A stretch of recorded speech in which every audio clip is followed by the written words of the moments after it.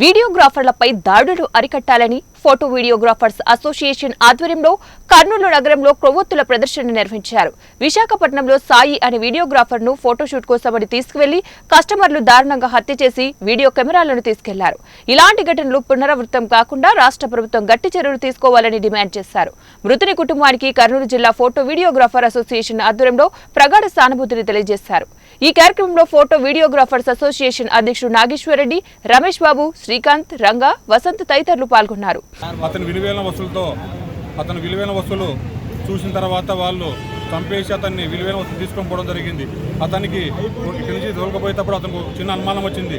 Mummy నాకు ఇతను వీళ్ళు వేరే దగ్గర తీసుకెళ్తున్నారు కాబట్టి నేను ఒక మెసేజ్ వాళ్ళ నెంబర్ కానీ వాళ్ళ నెంబరు కార్ నెంబర్ పెట్టినందువల్ల ఆ పిల్లలు ఈరోజు గుర్తుపట్టాం.